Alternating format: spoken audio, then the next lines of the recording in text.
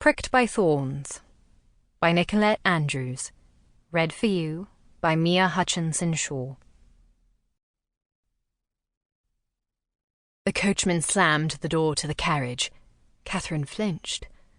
The dark interior threatened to swallow her whole. Her throat constricted, and she wrapped her arms around her stomach.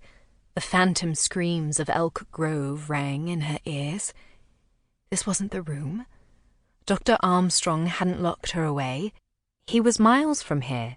This was a carriage, on its way to a dinner party. She was free. Mamma flattened the folds of her skirt with a huff, and her elbow grazed Catherine's side, while Papa, on the bench across from her, cleared his throat and took out his paper, and the scent of ink and paper filled up the cabin. A sliver of muted light shone through the gap between the faded blue curtain and the window.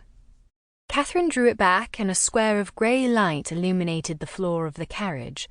The knot in her stomach loosened, and the screaming faded. That had been too close for comfort. Tonight had to go smoothly. She couldn't risk an episode not so close to returning home, otherwise Mamma and Papa might decide to send her back. The carriage rocked as the grumbling coachman climbed into the driver's seat. "I don't see what he has to complain about. A fare is a fare, isn't it, Mr. Cunningham?" Mamma asked Papa as she scowled at the roof of the carriage. Fine lines had cracked Mamma's once porcelain smooth skin since she'd been away. Papa grumbled in a way that could be a yes. The wisps of his now salt and pepper hair poked out from behind his paper. Why was he bothering to try and read in this terrible light? Mamma sniffed and flattened the folds of her faded royal blue gown again.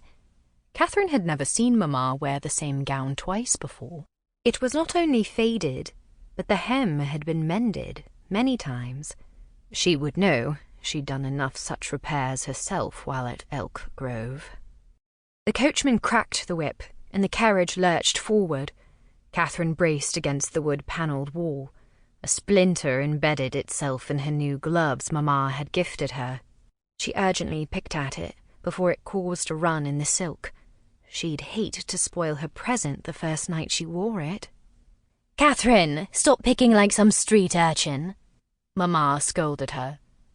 Catherine dropped her hands to her lap. She'd made a mistake already. She had to do better to not displease Mamma. They'd sent her away because she wasn't a good daughter, but Elk Grove had taught her how to be an obedient daughter, a daughter. Sample complete. Ready to continue?